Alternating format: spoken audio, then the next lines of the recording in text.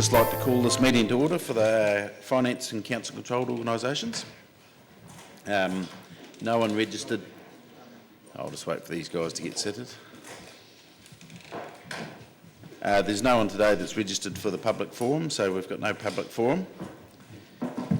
No apologies, it looks like we're all here. I'd like to move the confirmation of the agenda as it stands, unless there's any changes. In regards to Standing Orders 21.1, Option C will be adopted in relation to movement and seconding. And speaking to amendments. Seconded by Councillor Wilson. All in favour? Aye. Anyone against? Thank you. Okay, I'd just like to remind you about the declaration of interest, and I note that we will use the updated as from the last meeting, so nothing happened since then till now. So I'd like to move from the chair that we note the declaration of interest. Got a seconder? Councillor Hall. All those in favour, please say aye. Aye. All those against? Thank you. Okay, now we'll go to the Part A reports, number 5. Got Chief Financial Officer Logie here. Would you like to speak to the report or just take questions? Thank you, Chair. Just refer you to page 16, which is a summary of the operating result for the 9 months to 31st of March. So we had a $10.86 million deficit, $7.69 million unfavourable to budget. We've listed a number of items there that are resulting in that unfavourable variance. Probably the key ones, or two major ones, are $4.729 million lower grants revenue, and that's the result of our reduced NZTA capital activity as well as operating. And then the other major variance is the higher depreciation costs, which we've been reporting throughout the year in relation to the water and waste assets. In terms of capital expenditure, again running behind budget, $20.839 million. Primary drivers are water and waste and transport. It's primarily to do with their large projects, so in transport it's primarily the Peninsula project. And in terms of water and waste, a number of their renewals are behind, in particular Kaikoura Valley 3, which has had an unsuccessful tender process, so we're now about to revisit that. Kaikoura Valley 4, my understanding is that piece of work involves putting pipes through 200 private properties, which obviously will involve a degree of consultation before that work can be completed. And the other item that's behind in water and waste is obviously the Ross Creek Dam and the associated works off that, just as a result of that delayed consenting process that was being reported previously. So happy to take any questions, Chair. Thank you. We've got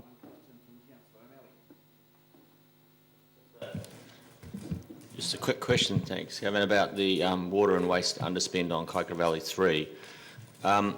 It says that a tender was received that was $3 million above the original engineer's estimate. So what was the original engineer's estimate? Do you know roughly? Because there's $9 million saved there, but I think this is a big chunk of that 9, isn't it? Yeah, so my understanding is, I think the original estimate was around $4.5 million. So this was 7 against 4, yeah. Let's just say. So quite a big gap between the estimate and the... Correct, and my understanding was there was only one tenderer, which is why we're now re-looking at that work in terms of the design, etc. Is it also worthy, I'd like to consider this in terms of our long-term plan as we assess, the effectiveness of contracting versus having in-house. Is it to some extent reflective also of the fact that we have very little choice when we get to an item as big as KV3, that we may in fact be not necessarily getting the tightest tender possible because there's actually not as much competition out there, and that Kaikoura and other such things have put a lot of strain on the ability of contractors to provide. Again, I haven't been involved in the detail of KV3. My understanding is maybe some of the design work needed to be fleshed out, and so maybe there was some aspects of the tender process that other tenderers were uncomfortable agreeing with, and which is why we're now going back to revisiting the design, and then obviously looking at going back to market to see if there are other players. Certainly, most of the projects we normally get 2 or 3 tenderers. I mean, yes, it is a small market, but we do get 2 or 3. This one we only got 1, which indicates maybe that there was a number of issues with that tender process that we now need to look at. Any other questions? Councillor Hawkins. Yeah, thank you, Mr. Chairman. Just the same question I asked last time. Corporate policy expenditure is $217,000 behind budget due to unspent funding for climate change and sustainability work.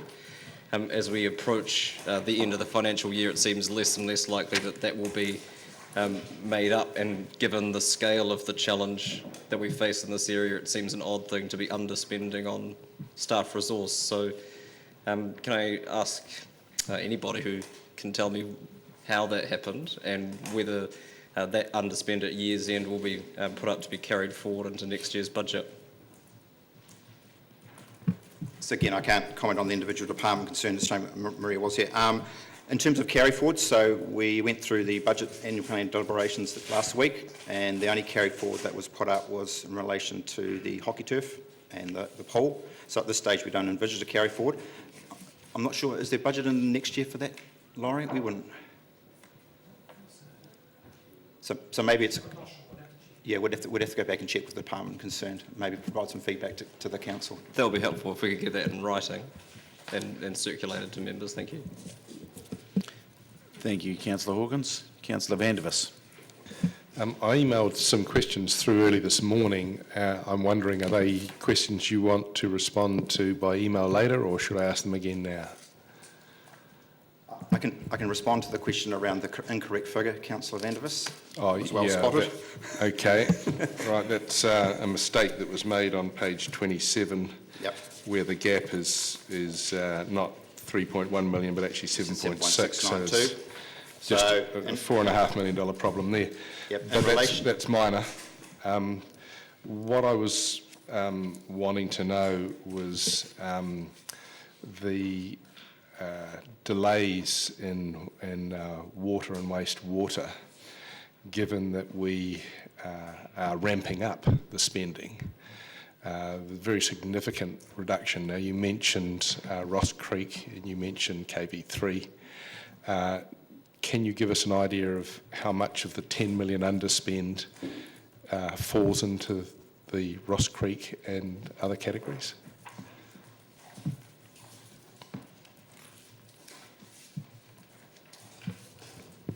So just at this stage, the Ross Creek is around $3 million and the renewals is 3.5. Right, and the main reason for the delay on Ross Creek was having to get ORC... Seek consent. And then what it does is, of course, there is a number of projects that flow off that in terms of the pipe work that go through back to, I understand, the south facility. So, of course, that's now on hold until we can get Ross Creek done. Right.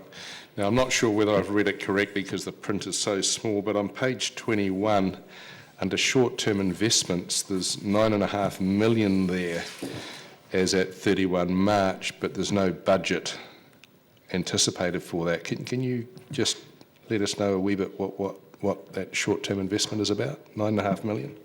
Yep, certainly, Councillor Vandervis. That 9.594 million relates to the Waipori Fund, so it's the short-term component of that fund.